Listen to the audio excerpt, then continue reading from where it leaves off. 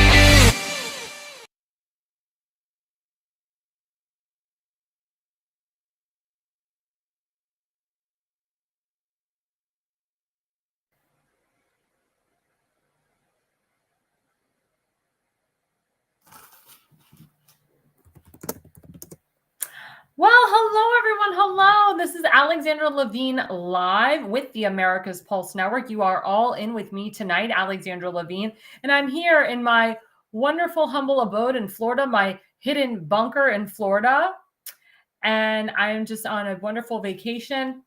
Thank you guys. Thank you guys. I hope you guys had a wonderful Thanksgiving as we move into Hanukkah and Christmas and New Year's. It is a pleasure to be back live with you tonight. Tonight, breaking news. Let's put up the first slide. Breaking. By the stroke of a pen, President Trump formally ends the 30-year Rwanda-Congo war and signs massive critical minerals deal. Trump not only stopped the war, but is vying to get America into benefiting from critical minerals in the region. Always America first. As you know, this is something that President Trump has been working on for a long time. He even brought the president of the Congo to the Oval Office, and he showed him that there is people that are killing innocent farmers, innocent white farmers in the Congo, and that there's a guy talking video or posting videos, recording videos saying, kill the white man. So this was a big end of a war between Rwanda and Congo. This was a 30-year war that President Trump put a stop to. So this is a great accomplishment. We love it. We've been following it. We've been covering it. We've been watching it. Kudos to you, President Trump. And let's put up the next slide. So just in, this is the real breaking news today. The January 5th, 2021 DNC and RNC pipe bomb arrest. It was a male who lived in Northern Virginia, now in federal custody. His arrest was within the past 90 minutes. That was 90 minutes this morning. He's set to appear in court soon, and it's finally time to uncover who this was. And we found out today who the guy is. His name is Brian Cole, and he's a Virginia man. Now, this is something that should have been exposed and should have been taken care of under the Biden administration. But of course, as we know, the Biden administration is a fraudulent administration. They cheated to put Joe Biden and Kamala Harris in, and everyone that was involved didn't get arrested, didn't get hurt. But the January 6ers who didn't go in and cause havoc on people, they ended up in jail for close to almost 6 years. So this is a groundbreaking news. Kash Patel, FBI director, and Deputy FBI Director Dan Bongino, they worked hard on this. This was something that they wanted to do the minute that they got into working in the FBI, in the DOJ, and the Department of Justice. And Pam Bondi announced today, our Attorney General, she said, I saw Kash and Dan working really hard to bring this to justice with Judge Jeanine Pirro. And justice will be done for this guy, Brian Cole, the Virginia man who infiltrated this. I mean, everybody knew that there was somebody putting up pipe bombs all over the place the day before January 6th. There was flyers going out saying, don't come to the Capitol, don't come during January 6th because there's going to be pipe bombs everywhere, etc. So we, the American people, knew all about this. But of course, the Biden administration, they also knew about this, but they kept this a hidden secret. The FBI under Joe Biden knew about this. So did the DNI, so did the CIA, and so forth. So it takes people like a new administration, Kash Patel and Dan Bongino, to find out what was going on over there. And they are going to bring justice to this guy, Brian Cole, and we thank them for that. Now let's go into segment 1. Oh, and there we go. Oh, sorry. So my producer identified that the January 6, 2021 pipe bomb suspect now in federal custody is Brian Cole, like I said, a Virginia man per Fox. Finally, I hope they got him. And they got him. So moving on to segment 1. So segment 1 is making a list, checking it twice. Better find out who's naughty or nice. And President Trump actually put up something else saying better find out who is going to be abducted by ICE, because there's a lot of illegal criminals out there, a lot of them. So segment 1, let's put up the first slide. So segment 1 deals with Congresswoman Anna Paulina Luna of Florida. She says Obama authorized over 500 strikes and the press said nothing. Meanwhile, an admiral with a strike package and intel report protects Americans from narco-terrorists, and all of a sudden people decide to virtue signal? The mental gymnastics of politics by those who lack critical thinking skills is truly impressive. I will 100% continue to back the men that stand up and protect this country against those that are trying to murder our citizens. Well done at Secretary of War, Pete Hegseth. We thank you for protecting Americans. So this is a big drama that's going on between the liberals, the socialists, the Democrats, and Pete Hegseth. So Pete Hegseth has done a great thing here. He's stopping the narco-terrorists. They're on ships right now in the Caribbean. He's stopping them from bringing their drugs into this country. But for some reason, that's a bad thing. Again, Obama authorized over 500 strikes, and the press said nothing. Pete Hegseth, he authorizes it, and it's, oh my God, it's Pete Hegseth. We can't have him. What he's doing is illegal and unethical. And again, it comes on the heels of those 6 Democrat senators who told you or the military to not follow military orders, to not follow the commander-in-chief, to not follow Pete Hegseth's orders, which is illegal, by the way. It's sedition. So this is actually a good thing that Pete Hegseth is doing. He's protecting our country from narco-terrorists, because we have a lot of terrorists, especially drug cartels, that came here under the Biden administration, and they push fentanyl, which is a narcotic, which is an opioid. It's an illegal opioid that kills people.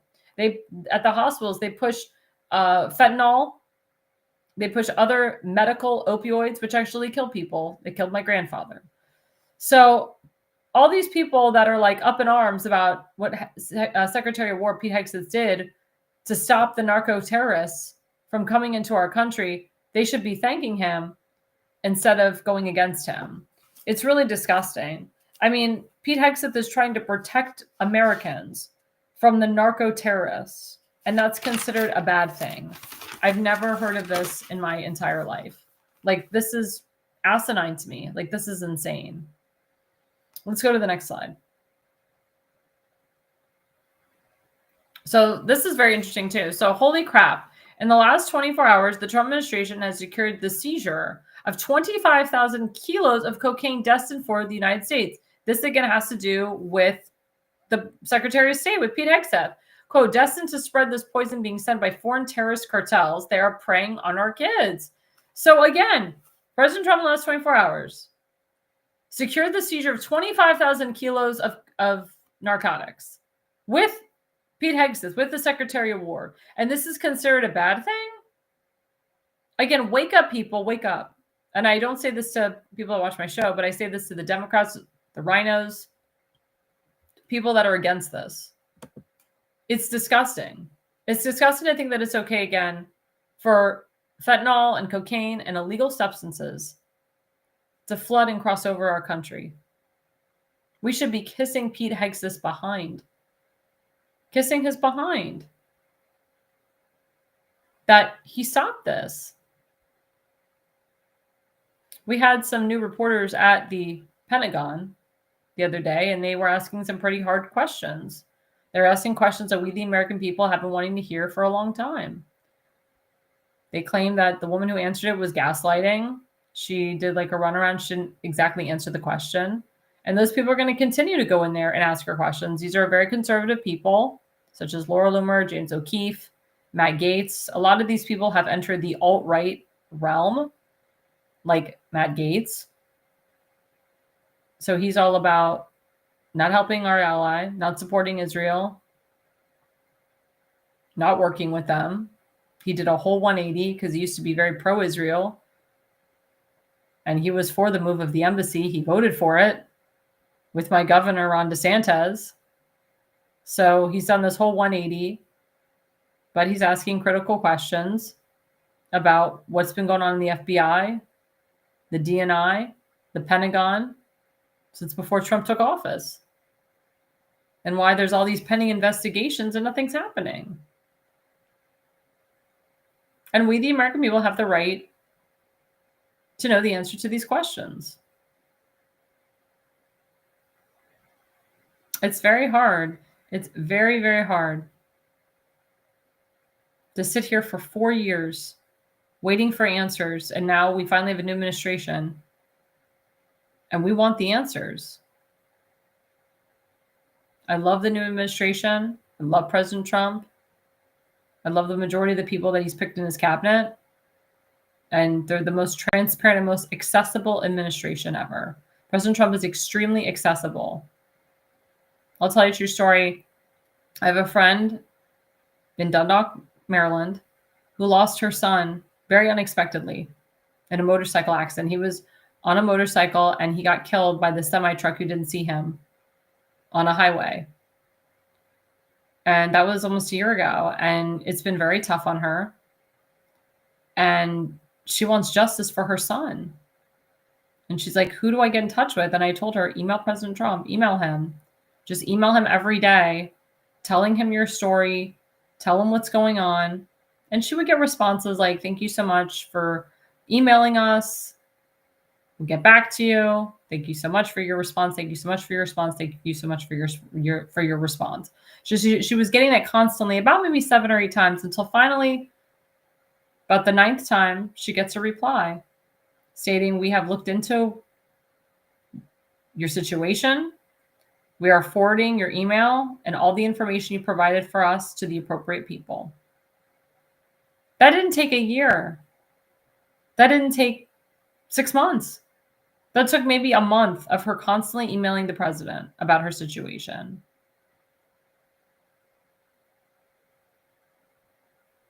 That didn't happen under the Biden administration. That didn't happen under Obama.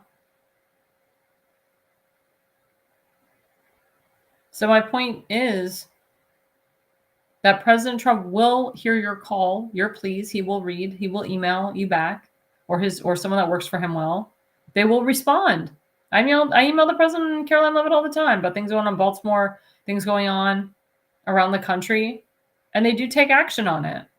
I don't need the credit for it, but I know it was my email that made them open their eyes and look into the situation and do something about it. And I've emailed Sean Duffy many times, and EPA Director Lee Zeldin, and many others. And let me tell you something, Pete Hegseth has reshaped and changed the military for the better. He's got rid of the wokeness and the transgenderism that was in the military, that was under Mark Milley. He's not picking people based on race and gender. It's based on ability and will. And there's a lot more recruitment under Pete Hegseth than ever before. More people want to join the military because Pete Hegseth is the Secretary of War. More people are joining the military because of President Trump and the Navy and so forth. But they will accept you based on merit, not because of the color of your skin, or if you're a woman, or if you're a Muslim, or if you're gay. It's not about that. And the liberals will scream, oh, that's discrimination. It's not discrimination. What's discriminating is them picking you based on your gender and your religion and your sexual orientation. And if you're a trans or not, that's discriminating. It's based on skill and merit. I don't want people to hire me just because I'm a woman. I want them to hire me because I'm smart and I can do the job well. I don't want to be a DEI hire. I really don't. I really want to work for the job. When I sell health insurance for people, it's not about me being a woman. That's why they wanted, it's not about me being a woman. That's why they want to sign up with me. It's about because I have a stellar reputation and I know what the hell I'm doing. And I'm very thorough with my clients. It does help that my father has been in the industry for 50 years and he has a stellar reputation And I help out a lot of his clients' grandchildren and so forth. But they didn't go to my dad because he was a man. They went to my dad because he knows what the hell he's talking about. And he's very thorough. And actually, in the healthcare profession, it's hard for women to get clients. A lot of people want to give their money to men. They want to invest with men. They want to obtain health insurance from a man. A lot of people feel more comfortable talking to a man about their personal issues, their health issues, their mental health issues. Especially if I'm talking to a young man on the phone, he may not want to tell me he's got a mental illness. He may feel uncomfortable because I'm a woman. And then he sees my picture. He's like, oh God, she's an attractive woman. Ugh. Do I really want to divulge with her the most personal secrets about my life?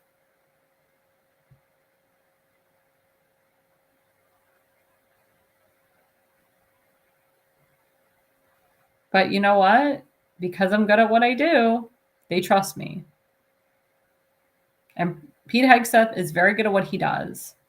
And President Trump is doing a great job. We as Republicans need to rally behind the head of the Republican Party, which is President Trump. He's the head of our party. We need to stand by him and stand with him and cut the BS and stop dividing. We are divided. The Republican Party is divided, but not because of Donald Trump. It's because of these other people that have their own agenda, that are ruining it for everybody else.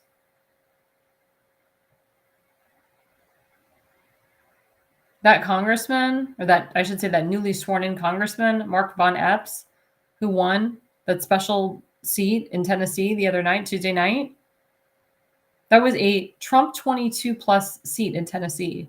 Trump won that seat by 22 points in 2024. This guy only won the seat by 9 to 10 points. That's pathetic. And that's because Republicans did not come out for this guy. Because they said, oh, it's a special election. It's in the middle of winter. They didn't think it was important. They were complicit because it was Tennessee. This woman was more far left than AOC. We can't be this way in 2026. We have to come together as a party and stop with the division. We have to back President Trump. If you have issues with his picks, say something. That's what a primary is for. Even if you don't pick who President Trump endorses, still go out and vote. Do not give up your chance to vote. Do not give up your chance to exercise your right to vote. Sitting and being complicit and not voting could cost us the House of Representatives. We need to expand more. We need to get more real people in to Congress, more people that support President Trump and his agenda, not people that support their own agenda. You can say whatever you want about Marjorie Taylor Greene, but she gave up on her constituents. She leaves in the beginning of next year. And let me tell you something, her constituents are not happy with her. I've talked to them. America first, America only? That's not how you run a country. On the federal level, you're supposed to work with your ally Israel. You're supposed to go over there. You're supposed to support your ally. I've never heard of this before where you don't support your ally. We need our allies. They help us with central intelligence, environment, agriculture, etc. Each state has a dual agreement with Israel. To cut them off and treat them like garbage is asinine to me. They're not a third world country. They're not a country that would cut your head off or your hand off if you go over there. There's a reason why we've been so close to them for so long. There's a reason why Netanyahu was so close to America here. There's a reason why President Trump wants Netanyahu pardoned. Because we need to work with our allies. It's very important that we work with our allies. I don't understand. I don't understand why other people don't understand this. And if you're a congressman or a senator, I don't understand what you don't get. You think Israel's the problem. Oh, we give too much money to the Jews. BS. My sister and I discussed this the other day. We've hashtag had enough of it. Ignorance is bliss, but man, there's a lot of ignorance out there. That's why you watch my program, because you are no idiot, and I will make you smarter. I will help you out. I will train you to be better. As a consultant, that's my job, to train you to be better, to make you win in life, and to help you succeed. But not if you listen to the stupid people around you like President Trump comments on. So before we go to our next segment, don't forget our affiliate sponsor, rncstore.com/ALL. Let's put that up. There we go. Richardson Nutritional Center. We've had John Richardson on our show. He's going to be promoting his products all over the country. He continues to encourage people to use the discount code ALL to get the 10% off discount. So please go to rncstore.com/ALL. It's Christmas time. It's New Year's. I'm sure everybody ate a lot of turkey and they overate. And they need to get into those New Year's Eve dresses. I'm working on getting into a New Year's Eve dress right now, custom made just for me. So please, guys, go to rncstore.com/ALL. Type in ALL. If you don't type ALL, you don't get the discount code. So, of course, the more you spend, the more money you get off.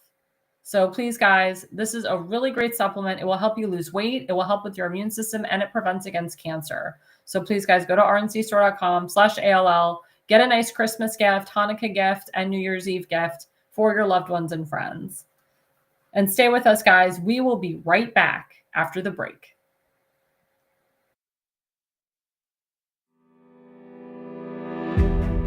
Hi, I'm Alexandra Levine. I'm a professional opera singer, actress, TV, and radio personality.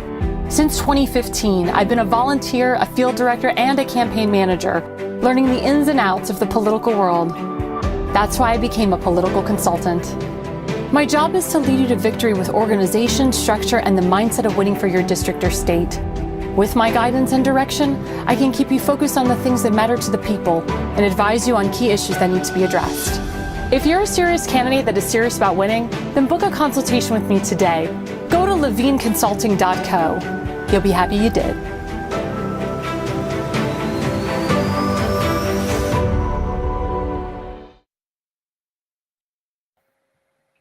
Well, hello, everyone. Hello. We are back. This is can't even say my own name now. Alexandra Levine, live with the America's Pulse Network, coming to you live from my bunker in Florida. That's why you see a little bit of like a chair in the background. You know, it's a whole different view here in Florida, but it's beautiful. The pool is gorgeous back here. So going into segment 2. So this has been really scary going on this entire week. It's the Somalian Minnesota. But guess what? It's now coming to an end. Let me tell you something. Keith Ellison, who's the Attorney General, he is of the Muslim Brotherhood, or sorry, not the Muslim Brotherhood, the Nation of Islam, which is run by Louis Farrakhan, who's a known anti-Semite. So Keith Ellison is a known anti-Semite himself.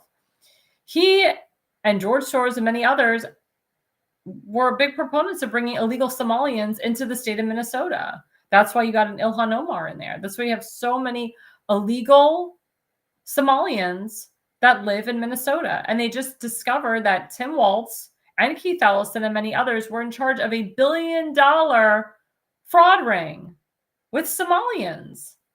And these Somalians that do calls to prayer in the middle of the heart of Minnesota, St. Paul, the capital, and many others, and exactly where Ilhan Omar lives. I mean, they're illegally. And they've been doing this fraud ring for many years. And I always said, like, where did Rashida Tlaib come from? Where did Ilhan Omar come from? The woman literally married her brother, which is disgusting, and obtained American citizenship, which I believe, and many others, and so does President Trump, that it's not legal. And then she tried to push this another illegal Somalian to become the new mayor of Minnesota. Thank God he lost. But still, Minnesota is not Minnesota anymore. It's become the state of Somalia. And you have the other stupid guy. He's a mayor of, God, I don't even know what city. His name is Jacob Frey. He's Jewish, by the way. Hashtag not my Jew. Hashtag never a Jew. Hashtag not a true Jew. And he lives in Minnesota, and he's a mayor there. And he's disgusting. And he praises the Somalian illegals that live in the state. And he actually was speaking Somalian at a press conference. Why the hell are you speaking Somalian? President Trump signed an executive order that English is the language of the land, which that executive order needs to be codified, by the way. But the majority of people in America speak English. If you love Somalia so much, and if you love the Somalian people, then Jacob Frey, why don't you move to Somalia? Why don't you move there? I don't understand why you have such a hard-on for these illegal Somalians. How much money are you making off of them? Are you a part of the fraud as well? I wouldn't be surprised. They should be investigating you, Mr. Jacob Frey. I mean, you're a disgrace. You don't support Israel. You attack Israel. You support Hamas. You shout out Free Palestine. I mean, you're disgusting. Disgusting people. I don't understand why people are kowtowing to these illegal Somalians. And a lot of these Somalians are terrorists and have committed heinous crimes on the people of Minnesota. And President Trump has hashtag had enough, and he wants Ilhan Omar removed from Congress. They need to remove her. She needs to go back to Somalia. And it's so funny, her own home doesn't even want her back. They're like, we don't want her. Keep her, President Trump, keep her. We don't want her. So her own country doesn't want her back. America doesn't want her.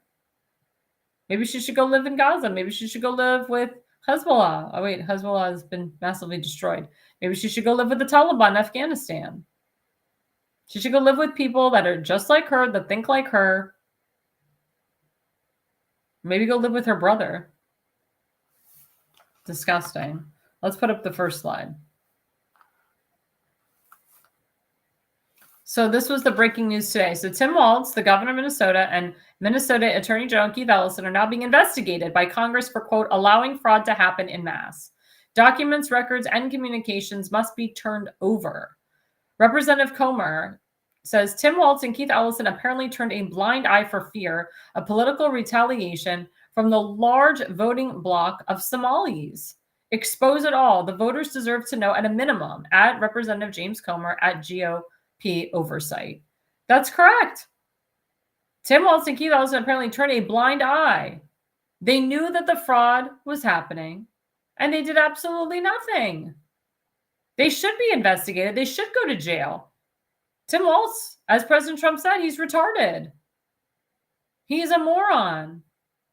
I'm sorry if you take offense to the word retarded, but President Trump didn't say that to offend anyone that has Down syndrome or mental illness.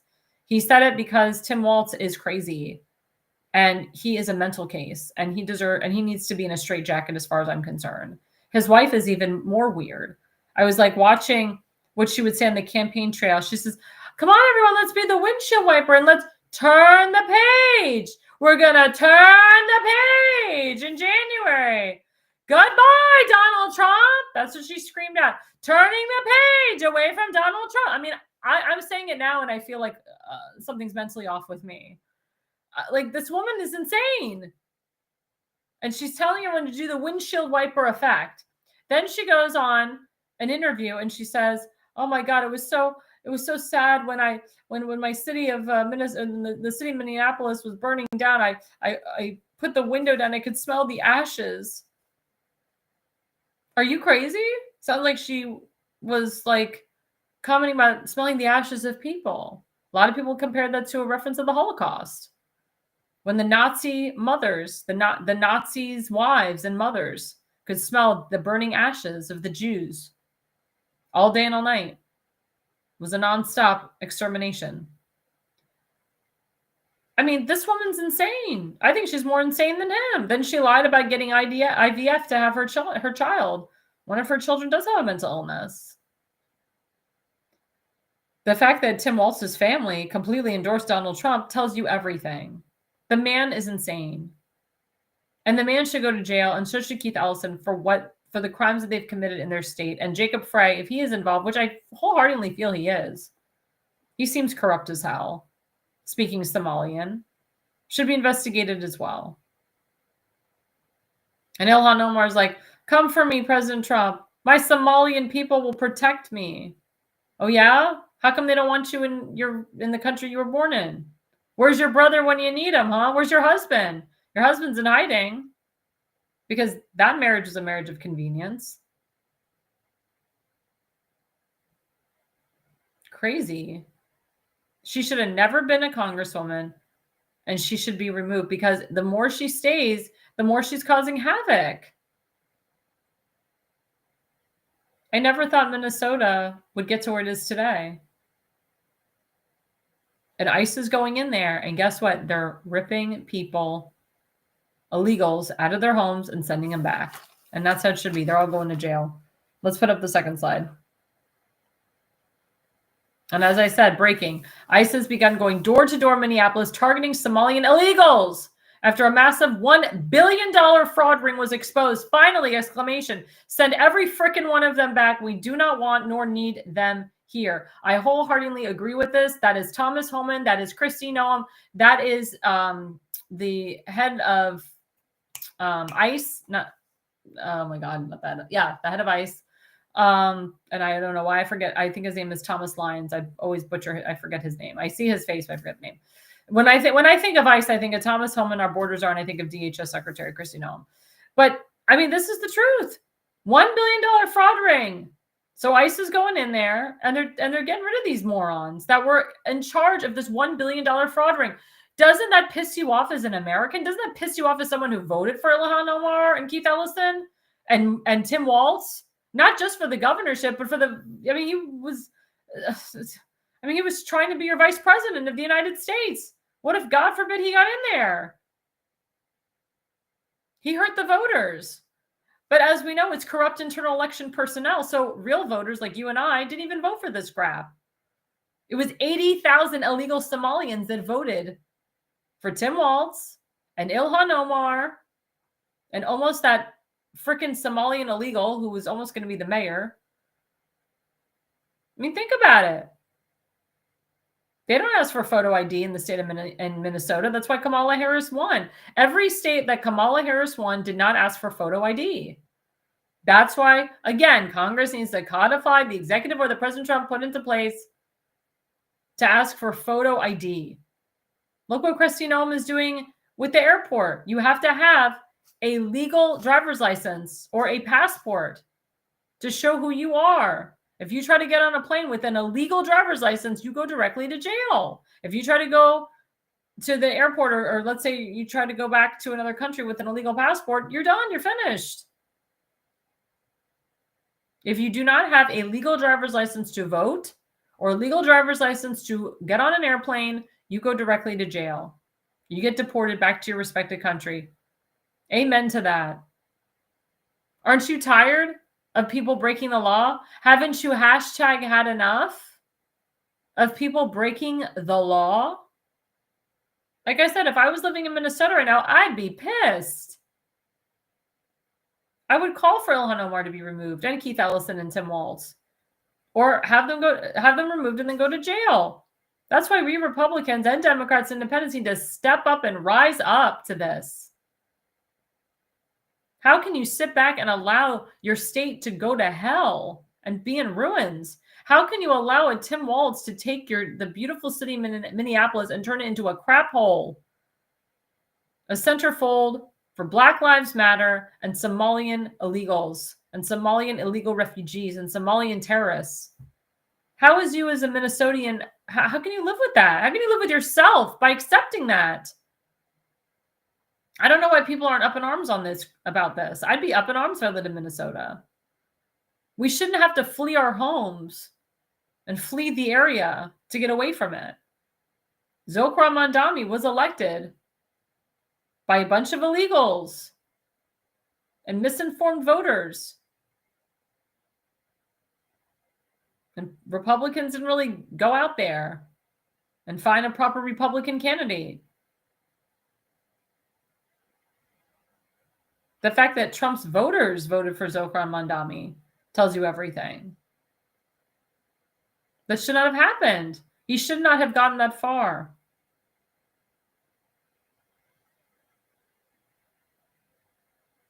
I feel bad for Trump voters that had to choose between Mandami or Cuomo or the Republican, but the Trump voters should have voted for the Republican. I know there was a lot of pressure to get the Republican out of there.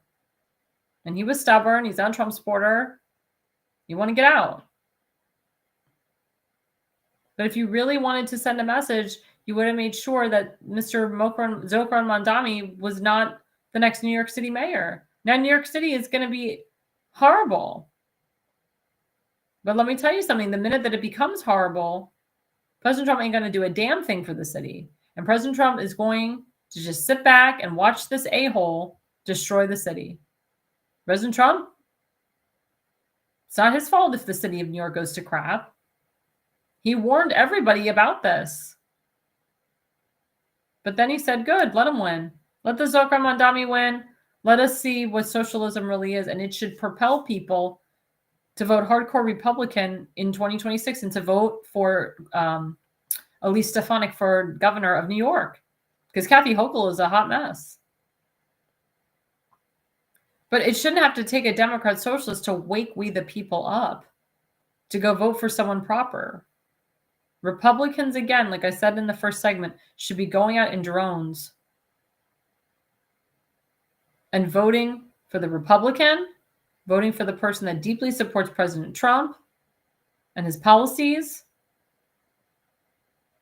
and putting the right people in office and recruiting the right people for office.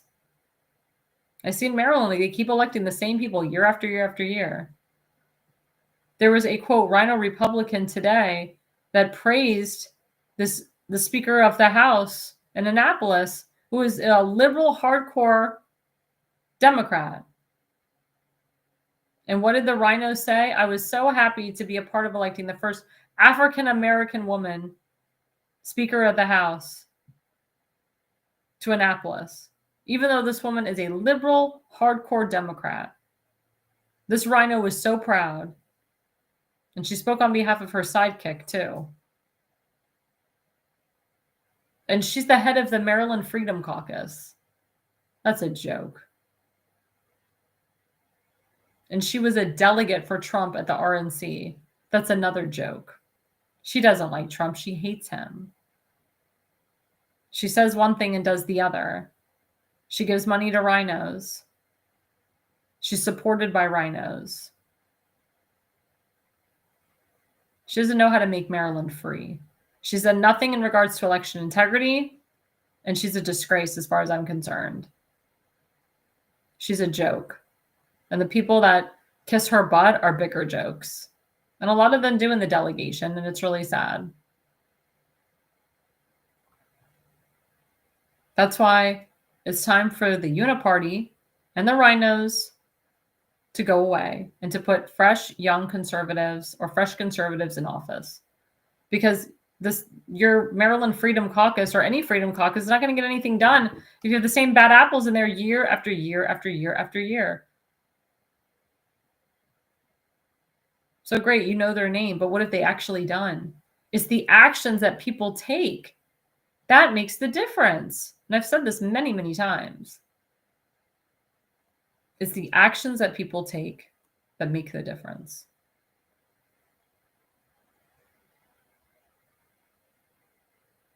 I'm very sad that it takes a Democrat socialist in office for people to realize that.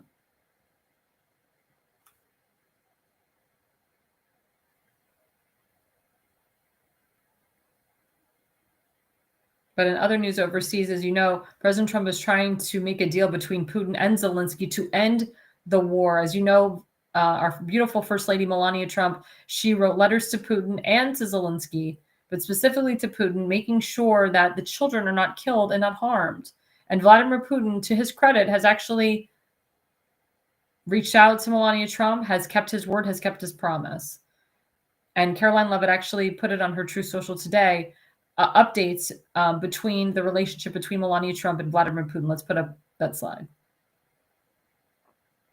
So Caroline Leavitt, our wonderful White House press secretary, she's amazing. U.S. First Lady Melania Trump welcomes progress in Russia-Ukraine Children's Reunification Initiative. As you know, this was a huge thing that she was trying to bring together. Remember, she wrote a letter to Vladimir Putin asking him to protect the children, and she did the same thing to Zelensky.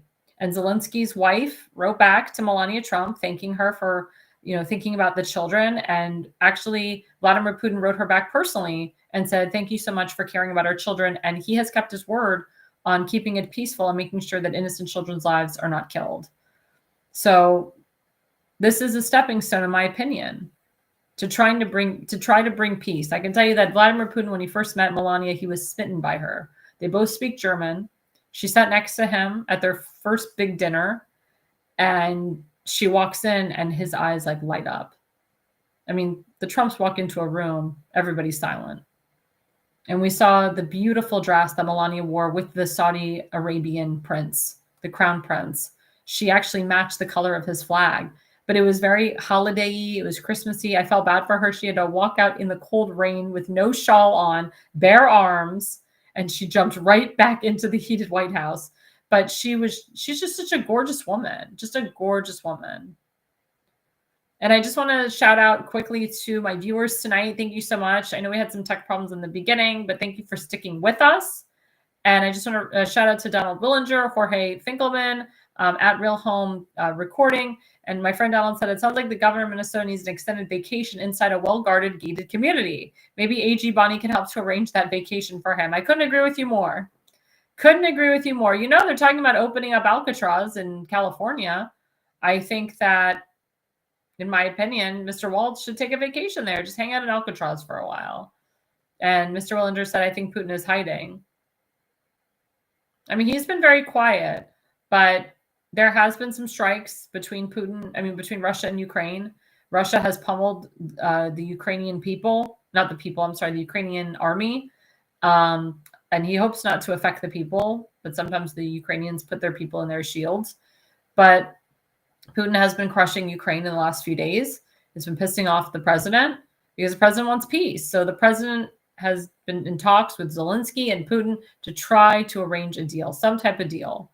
And I have a lot of friends from Russia and Ukraine, and they're like, just let it go. Like, President Trump doesn't need to intervene. Like, they're both stubborn men. They both want power.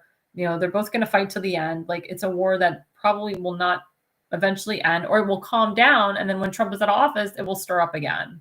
And people are saying that the same thing about the Middle East. Like, it's calm now, but then when Trump leaves, it's going to be not calm anymore. So that's why we have to make sure to have, I would love to have President Trump in there forever, or someone like his children, or someone that will protect the America First agenda and the MAGA movement. Not some alt-right crazy, not some rhino, but someone that actually gives a crap about our country and cares about we the people, not their own personal agenda. But like I said, it's stepping stones. And I do want to make for the record, I know this is on a side note, if you see the difference between the Christmas decorations that Biden had and the Christmas decorations that now Melania Trump again has, it's day and night. The respect that the First Lady gives to the White House is just amazing. And if you guys get a chance to take a tour of the White House during Christmas, take as many pictures as you can. It is a beautiful sight. And if you go there for Hanukkah, it's an even more beautiful sight. I mean, the way he honors the holidays, and President Trump has acknowledged again that we are saying Merry Christmas. And I say Merry Christmas. I don't say Happy Holidays. I think that's very cold. And I'm Jewish, but people say Merry Christmas to me. I do not take offense. I'll say Happy Hanukkah to someone who isn't Jewish. I know they won't take offense. So don't feel you're offending anybody by saying Happy Holidays. And these liberal states and liberal counties and liberal districts need to get the hell over it, because we are celebrating Christmas. It is supposedly the birth of Christ. And it's a very joyous day for people. And Hanukkah is all about miracles and how one man named Judah Maccabee led the Jewish people with not a big army. He defeated a huge army. They call him the Hammer because we have Damon Galdo, the Hammer. Judah Maccabee was called the Hammer, and he was a warrior. And it was a miracle that the Jews won. It was a miracle that that oil that was only supposed to light for one day ended up lighting 8 days, or lighting up for 8 days. It was a beautiful, beautiful miracle. And it's such a fantastic time. I love it. I love the fact that Hanukkah comes first and then it's Christmas. I actually don't like it when the holidays overlap because I feel like you're missing out on both holidays. I feel like, okay, we're focused on Hanukkah and then Christmas comes and like we forget about Hanukkah. So I like the fact that Hanukkah is coming first. We can focus on Hanukkah. We can focus on the Festival of Lights. And then Christmas comes in December 25th and we can focus on Christmas and Christmas Eve. And we can say the Christmas songs and, people will leave milk and cookies for Santa. And, like I said, each holiday is celebrated separately. So each person gets their own Christmas and each person gets their own Hanukkah. And I love that. I'm a bigger fan of that than when they merge the holidays together. I think last year the holidays were intertwined together and we missed out because I think Hanukkah started the day of Christmas Eve. And it just, I don't know. I felt bad for the Christian people because I felt like their holiday was overshadowed by ours, but also our holiday gets not recognized at all because we have the first night of Hanukkah, the 24th, then Christmas comes in and then people forget about Hanukkah too. So it's, it all has to do with the calendar, by the way, but I'm happy that Hanukkah is coming first. Christmas is coming after. And it's funny because Hanukkah ends the 22nd and then Christmas starts right away. So we're ending Hanukkah. Everybody's remembering all the beautiful 8 days of Hanukkah. We go into Christmas Eve and then Christmas. So I kind of like that. I really do like that. I remember one year when Hanukkah was right after Thanksgiving. And I didn't like that because we just finished Thanksgiving. Now we got to go into Hanukkah. I'm just getting over eating turkey. Now we're going to eat for another holiday. So yeah. So I'm really excited about Hanukkah. I really, really am. But we have to understand, guys, that it's day and night in the White House right now. President Trump is doing a great job. He's signing executive orders like crazy. He's signing wonderful legislation. Look what he did with the Dells the other day. He signed legislation. The Dells are putting $65 million in to helping young children when they're born, newborns, after July 4th. They're having a Trump account. They're starting out with $1,000 and they're getting their own Trump account. Newborns. I mean, this is amazing. So I say to people, I'll talk about this in my segment 3 about getting married and having kids. I would do it now. Do it now before Trump leaves office. But he implemented that for a long time. But for the Dells to do that, and they're a Jewish couple, by the way. So again, you anti-Semites on YouTube and other places keep crapping on the Jews and saying they don't care about anybody, they care about themselves. They're not cashing in by doing this. They are using their own money to help we the people, to help Americans, to help newborns, to help young families. So again, stop crapping on the Jews. The Dells are a wonderful Jewish family. They did not have to do this. They didn't have to put their own money into this. They didn't take money from Israel. They didn't take money from the Rothschilds, whatever crap conspiracy law you guys want to come up with, or whatever Marjorie Taylor Greene wants to come up with, or Matt Gaetz. They took their own hard-earned money that they worked damn hard for, and they put it into investing in we the people. We should all thank them for that. So before we go on to their third segment, before the break, don't forget I have another affiliate sponsor, FoliumPX.com. That's FoliumPX.com. I can tell you I got my supplies for Hanukkah. I have the super antioxidant. I have the multivitamin that helps with stress, and it also helps to sleep. And also helps your metabolism. It also boosts your immune system. It's very, very good. It's very, very good stuff, guys. And they're very reasonable. I got 3 bottles of these supplements. It detoxes your body. It gets all the free radicals out. It helps you lose weight. I've been losing weight even before Thanksgiving. And I have, like I said, I have a custom-made dress to get into before New Year's. So I'm really not eating very much, but I'm exercising hard. But I'm taking these supplements that are helping me to lose weight, and they're massive peptides. I'm a big fan of peptides. Peptides, whether you can take them through a pill or if you can do injectables. They say the peptides injectables are faster, but let me tell you something. This is safer for you than Ozempic and Tirzepatide. It's better for you, and you don't rapidly lose weight in such a short period of time, which is not healthy for you. It doesn't stretch your skin out. It doesn't give you the Ozempic face. This is very good for your body. Peptides are the way to go, full peptides. And the more peptides you put in your body, the better. You want good peptides. You don't want bad peptides. So please, guys, go to FoliumPX.com. There is code. You get a discount with that QR code, and take care of your body. Coming up after the break, I have a special segment about dating. As you know, we're going into Hanukkah, Christmas, New Year's. This is the time to find your loved one. This is your New Year's resolution. Find your man, get married, have kids, enjoy life. No more excuses. And this advice tonight is for women and men ages 36 and above. You will not want to miss it. We'll be back after the break. Welcome to America's Pulse Network. This is APN's very own White House correspondent, Alexandra Levine. This is so amazing and miraculous. We've never had a president in the history of our nation doing this. And we hope to God that he continues doing this forever and ever. Thank you. God bless you, everybody. And God bless President Trump. And God bless you. Hello, everyone. This is Alexandra Levine with the America's Pulse Network. I am the White House correspondent right here in the heart of D.C. as President Trump is celebrating 250 years of America and the military.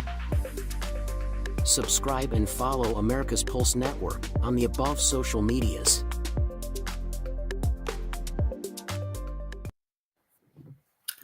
Well, hello, guys. Sorry, I was actually giving someone a dating tip.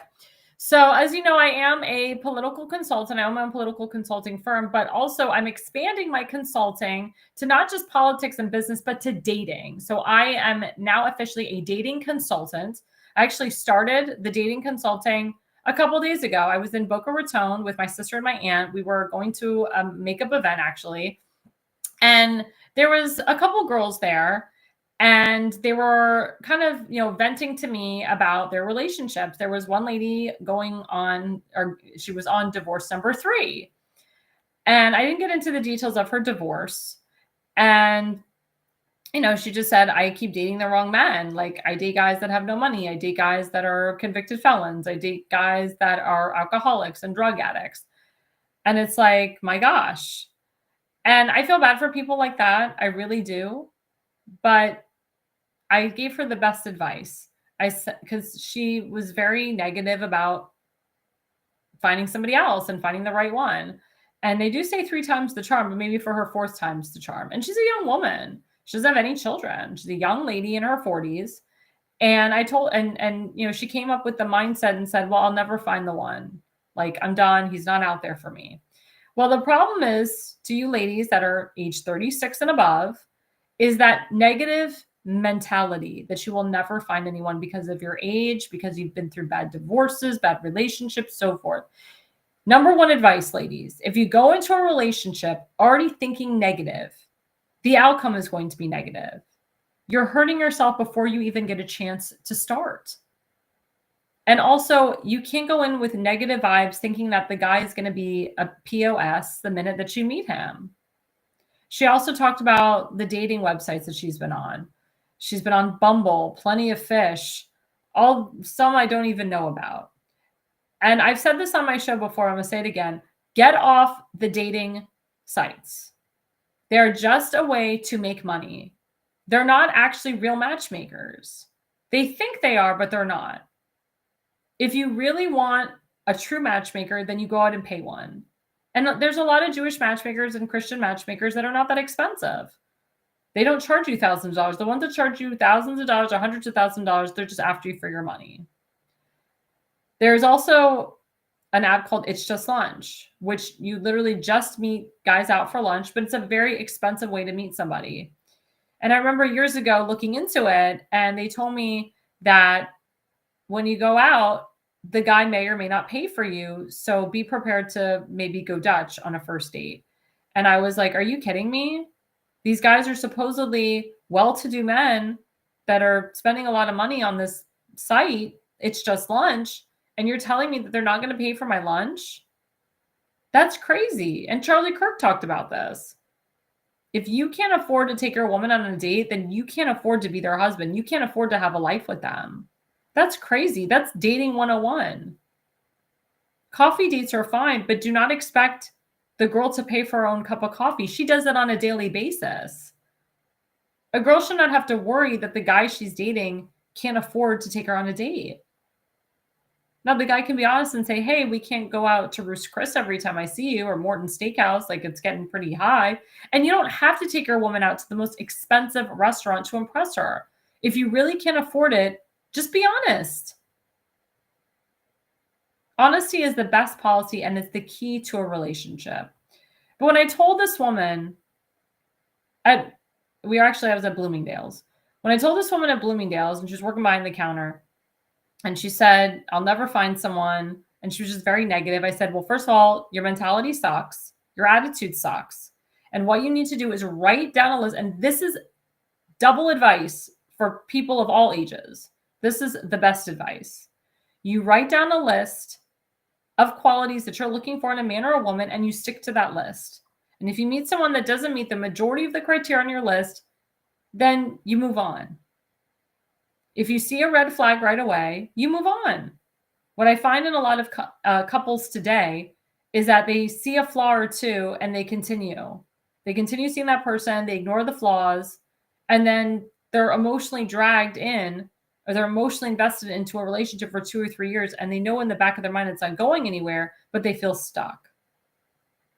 When I told that woman this advice about writing a list down of what she wants in a man, and if they don't make the cut, you get rid of them, she was like, oh my God, you're right. I said, if you don't want a guy who's a convicted felon and an alcoholic and a cocaine addict, then you shouldn't be dating them. If you don't want a guy that doesn't make a certain income, then you shouldn't be dating them. And you should be hanging out with people that do make the type of income that you want in a man. And there's specific social circles that you can go to meet a type of guy that you want. Like if you want to marry a billionaire, then you go hang out at Mar-a-Lago. You go hang out at country clubs. You go hang out at places with billionaires. And you shut up and you don't speak your mind and you do a lot of listening. And you look nice and sweet and innocent. Less is more. And she actually came over and gave me a hug, and she actually gave me a free candle, a free Jo Malone candle. There was another associate that also worked at the Jo Malone counter at Bloomingdale's. The woman is currently married, and she told me that her husband is constantly giving money to his mother, paying attention more to his mother, running for his mother, and not taking care of her. And she's like, I've had enough. And I said, well, how much is the husband giving your mother-in-law? And she goes, $8,000 a year, which is nothing. Now I can understand if it was hundreds of thousands of dollars, millions of dollars, I get it, but $8,000 a year is nothing. One thing I can tell you, married women, you can never come between a man and his mother.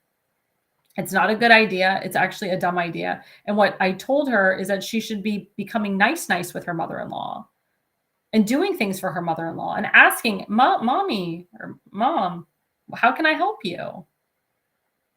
To take the burden off her husband. Also, there's something that a wife can give her husband that a mother can't, and that's called sex.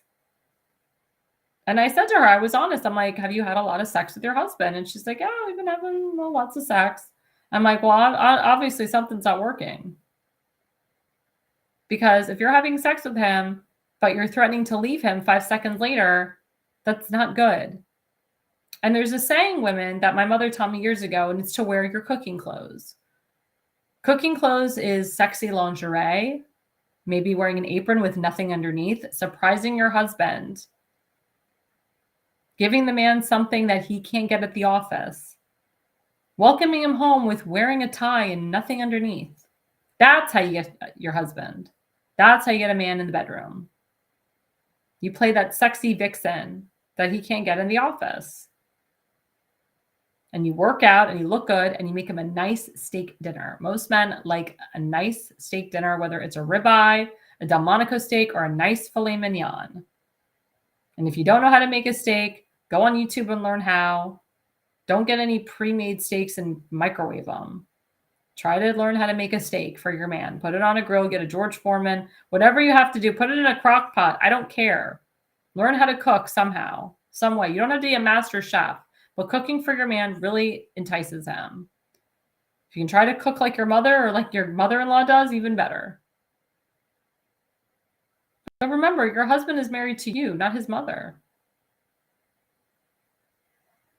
But if he shows that you're appreciative of what he's doing for his mom, you show him the appreciation by telling him what a wonderful son he is, by cooking for him, by making love to him, instead of bitching at him. He will come around. And the more sex you give him, the more he realizes that what's important. Of course, his mother is important. She gave him life. But when you get married, it's you, the wife, and the husband, or you, the wife, and children. You're the family now.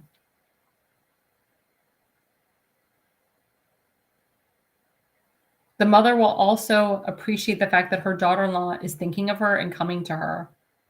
And the mother may say, you know what? You've done enough, son. Go home to your wife. Your wife has done so much for me. Go home to your wife. Take care of your wife. I'll be fine. And she loved that advice. And she gave me free samples of perfume. But again, she thought about herself and she didn't think about the situation in front of her. Is her husband abusive to her? Is he cheating on her with his mom? No. He's being a good son. And they always say if the son is good to his mom, he's 100% great to the wife. She was just being greedy. You can't be greedy. She acted like her husband was abusing her or hitting her. He was being a good son. But she should be involved too, as the daughter-in-law. I have single friends that are 34 years old, 49 years old. One thing they tell me is, I go out with this guy and he doesn't do this. I go out with this guy and he doesn't do that. I go out with this guy and he's this. And I go out with this guy and he's that. And I'm like, is there anything positive about the guy? If you speak negatively about your man or about a guy you're dating all the time, you need to move on. He's not right for you. You're not good together. It's never going to work out. You never want to consistently speak negatively of your man or call your man an a-hole or curse him out in front of people. But again, it's writing the qualities of what you're looking for. I met this woman also a couple days ago in Boca Raton, Florida, 50-year-old woman, Jewish, never been married. And she said to me, like, what's the key to finding love? What's the key to finding a spouse? My sister found her husband at events. And I told her, you have to go to the places where you want a like-minded person. Like if you're politically involved, go to political events. If you're religiously involved, you go to religious events. My sister wasn't that politically involved when she met her husband, but she loved the veterans. And my brother-in-law is a veteran. He served in the Army Reserve. So she happened to meet him at a veterans event. You can meet your spouse at a synagogue. You can meet him at a political event. But you have to go to places with like-minded people. As I've said before, I would never in my life date or marry a liberal. I would never in my life date or marry a rhino. I would never in my life date someone who said free Palestine. That doesn't bode well with me, and that would never effing work.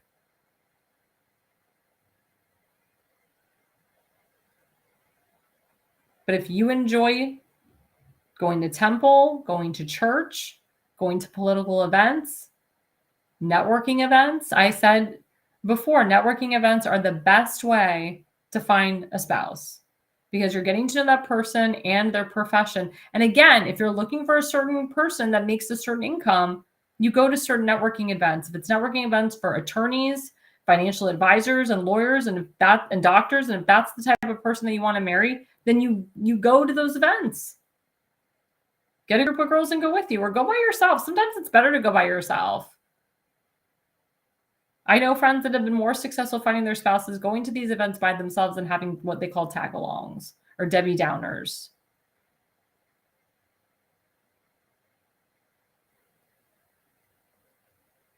The problem is that COVID really screwed up the dating scene and everyone is still sitting around on social media waiting to find their spouse. No, it's time to get out. COVID is over. Get out and meet somebody. And I've said this before. So these are a couple of slides that I found, and I want to share one to you. Let's go with the first one, the first slide. So dating advice for 2025, which is what I'm giving to everyone. And again, this segment is for people ages 36 and up. Number one, work on becoming spiritually and emotionally healthy, standing alone. So if you aren't emotionally healthy and spiritually healthy, you'll never find your spouse.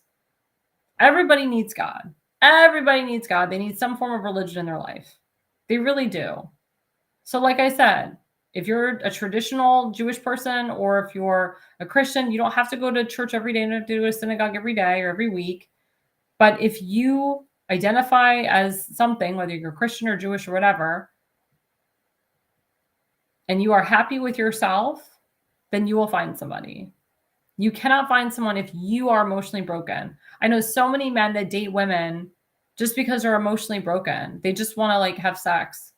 No, if you feel that you're not financially ready to support another person, you do not date them.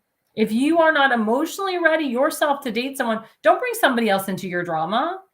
You have to date someone on a clean slate, and when things are clean and when there's no problems and no drama, that makes a successful relationship and a successful marriage.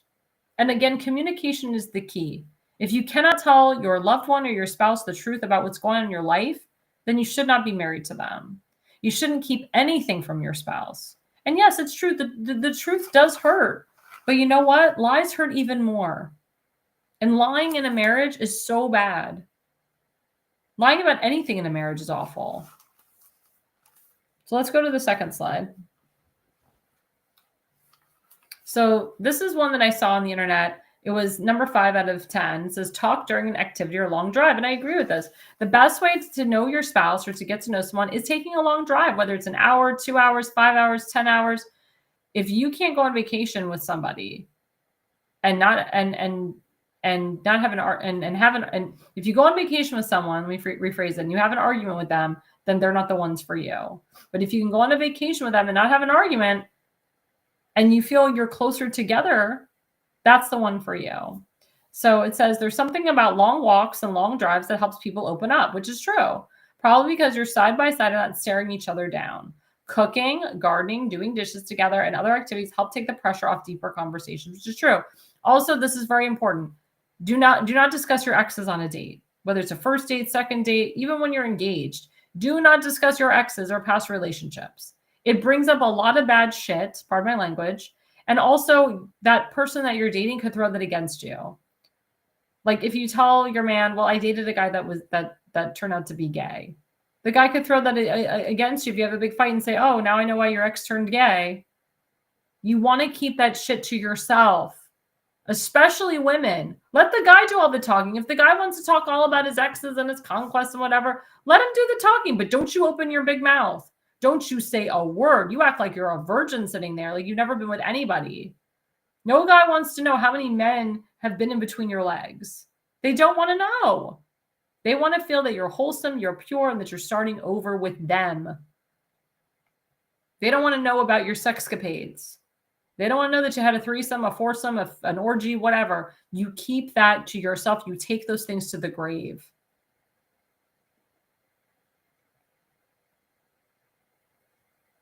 It's not good. People talk too damn much on a date, and they end up why they're single. Let's go to the third slide. So this one's really important. This is how you know you have a great partner. So this is to people that are dating right now or that are married. And I want you to read this, and I want you to check off the box, or check off just check off the ends of these and see if you know that your partner is great. I can't even talk today. So number 1, they're curious and open to trying new things with you.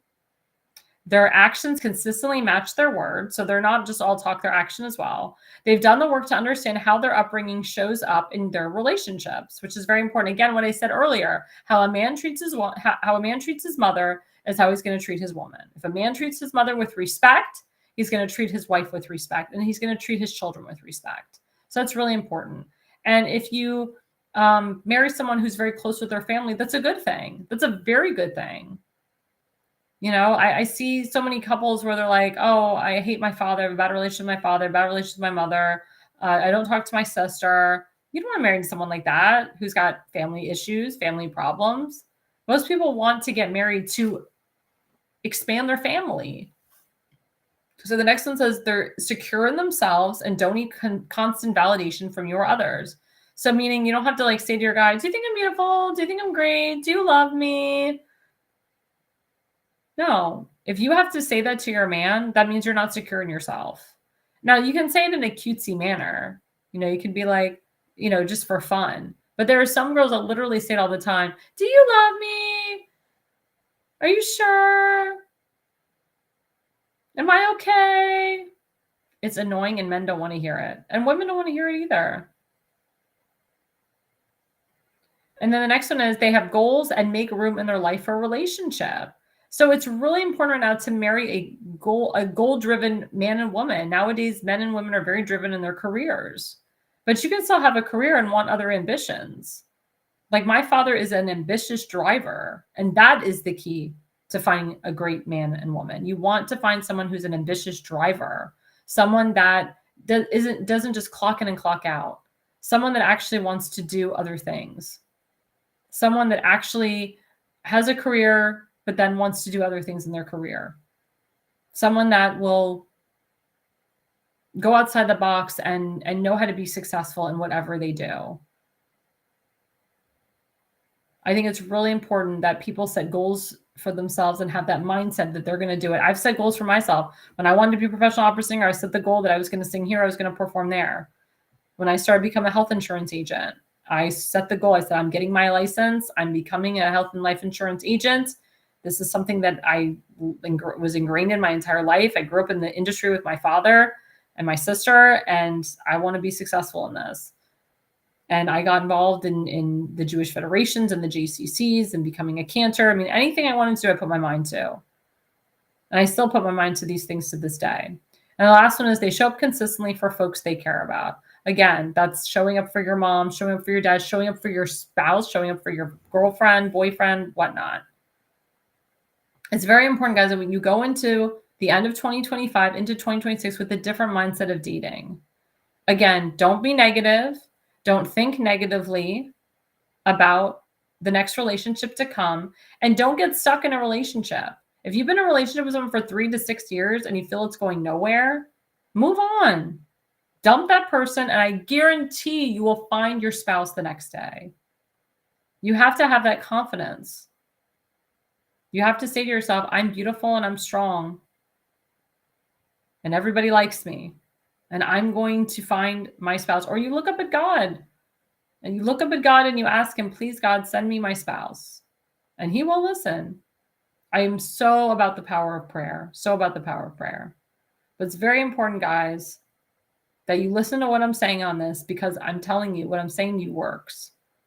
As I told you, I'm expanding my consulting business to dating consulting. So go to livingconsulting.co, book a consultation with me today. I have saved a lot of people's relationships in the last year, in the last 6 months, and I've gotten people married, and I've actually helped people that are going through a bad divorce pick themselves up and find someone else right away. Don't just think because you're getting divorced, you'll never find someone again, unless you don't want to get remarried, and that's fine. But you don't have to be alone. But also, when you are in a divorce situation, don't play the victim, and don't go on a date dissing your ex-husband or your ex-wife. That's a really bad idea. But don't play the victim. It takes 2 to get divorced. It's 50-50. It wasn't all him. It wasn't all her. It was a little bit of you too. So you can't just play the victim. Unless the guy did something so heinous, like he beat the shit out of you, or, the wife committed adultery, or just if it was just something like that. But most divorces end because of irreconcilable differences, bad arguments. The guy says something to the girl says something to the guy, and it's just unforgivable. That's how most marriages end up. Or the guy and the girl are bored with the spouse, and they kind of want to fuck another woman or another man on the side, but they can't because they're still technically married. So they divorce that way. Like I said, it's 50-50. It's not 100% one person's fault, unless for very bad situations, like situations where like the guy or the girl, beat each other up. That's a whole different scenario. But please, guys, I want you to look into the dating scene as a good thing, a positive thing, not a bad thing. Don't go into it with a negative feeling. Don't go into it with a negative spin. I want you all to get married and have kids. I want you all to have happy marriages. I want you all to realize that if you are going through a bad divorce, that your next person is waiting for you around the corner. Don't feel like you have no one. Trust in yourself. Again, when you are spiritually and emotionally happy and healthy, and your mind is all clear, you can focus on what you really want. Speaking of someone who knows exactly what he wants, as you know on our show, we are in campaign mode. As a political consultant, I do work on campaigns and with candidates, and one that I wholeheartedly endorse and support, I've worked with for 6 years and continue to work with him, is my good friend Tim Fazenbaker. Let's put him up. Yay! Candidate for Baltimore County District number 9. He is running in a very America First / MAGA district. He is the only one that is running that's going to win. There is no one else that's running right now. They're trying to push a rhino in to run against him, which is a freaking joke. People are donating to Tim. People are supporting him left and right from not just Maryland, but outside of Maryland as well. So please, guys, go to timfazenbaker.com. That's TimFazenbaker.com and donate to him today. I know he's working on a fundraiser coming up next year. I can't say when. And we may have a wonderful special guest. As you know, Tim is very connected to the media. He's very connected to big names in the political circuit. So please, guys, we will keep you posted on that. We want as much support for him and for that event as possible. But again, go to timfazenbaker.com, make a donation today. And my good friend, Kimberly Stansberry, she is running for Baltimore County Executive. She officially filed. She is literally the only Republican that's worth voting for, supporting, and giving money to. So please, guys, go to electkimstansberry.org. I was waiting for it to come up. electkimstansberry.org. It's electkimstansberry.org. Make a donation. People are donating $250, $300, thousands. They love her. She's the only woman running right now. If she wins, it will be history. She will be the first woman elected Baltimore County executive. And I know I'm not going to play the woman card, but this woman knows what she's talking about. She knows the position like no other. She knows how to delegate, and she's a smart woman. Her husband served our nation. He was a Vietnam vet. He died of Agent Orange, but he was a very good man. Speaking about a wonderful marriage, she had an amazing marriage to her husband because she listened to him and she respected him and took care of him and took care of his mother. And he took care of her. She had cancer. She's a breast cancer survivor. And he took care of her through all of that. And she's got 2 wonderful children. And she's a wonderful human being. So again, go to electkimstansberry.org. And of course, we always help our friend out, Seth Eisenberg of the Conservative Corner. His GoFundMe, we have raised over $6,400 for him. The goal is $10,000. The ultimate goal is $100K. Please, guys, Seth served our Navy. He's a veteran. We need to give back to our veterans. Veterans, as we know, they're suffering day and night. And Seth almost lost his foot not once, but twice. And he's got bills to pay and a son to support and many other things that he needs to pay for. But he's a great patriot. He puts together events all the time. We love him on our network. So please go to Help Jonah Eisenberg /health/crisis on GoFundMe and donate today. And again, guys, don't forget to like and subscribe to the America's Pulse Network. We are on multiple different platforms. We're on YouTube. We're on Rumble. We're on X.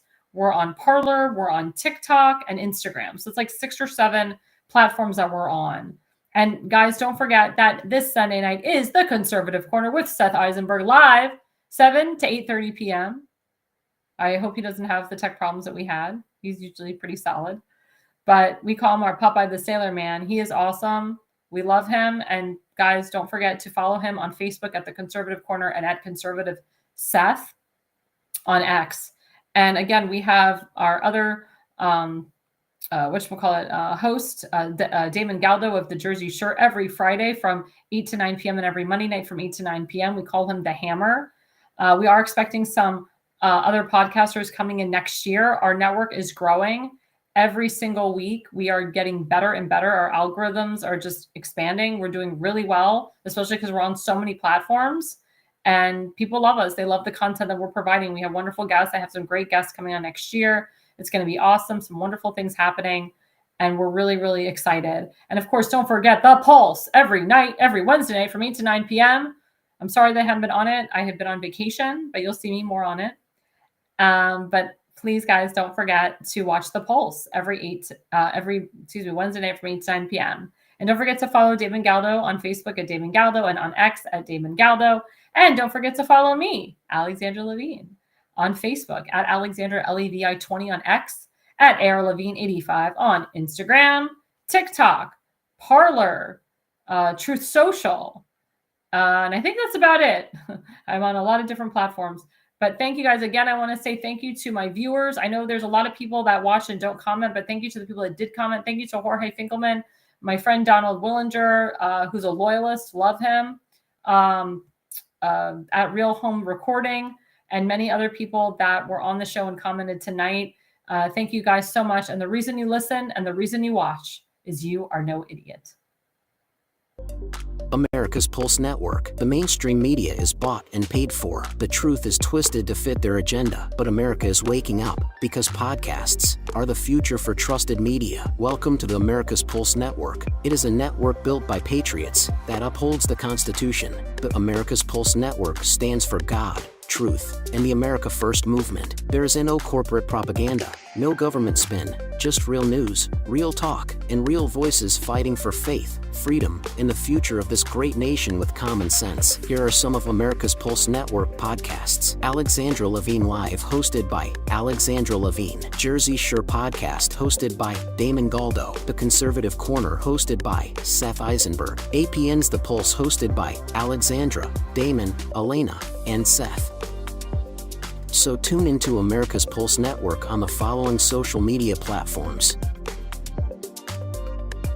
X/Twitter, Rumble, Truth Social, Parler, Facebook, and YouTube. Join the revolution, because the pulse of America beats for God and country. America's Pulse Network is for faith, family, freedom, and truth.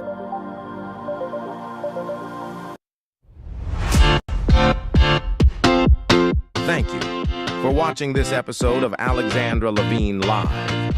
So please click subscribe and then share on your favorite social medias. This way you will get notified of each upcoming episode. We look forward to hearing from you on upcoming episodes.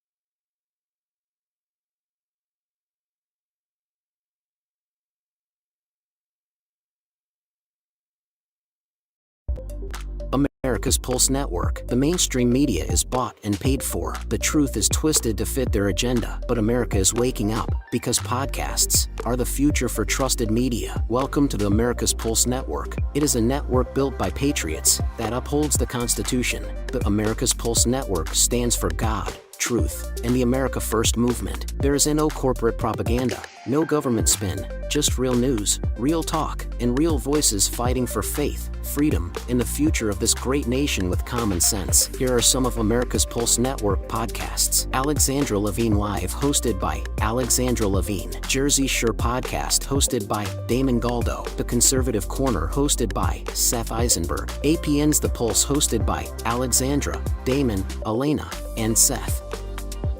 So tune into America's Pulse Network on the following social media platforms: X/Twitter, Rumble, Truth Social, Parler, Facebook, and YouTube. Join the revolution, because the pulse of America beats for God and country. America's Pulse Network is for faith, family, freedom, and truth.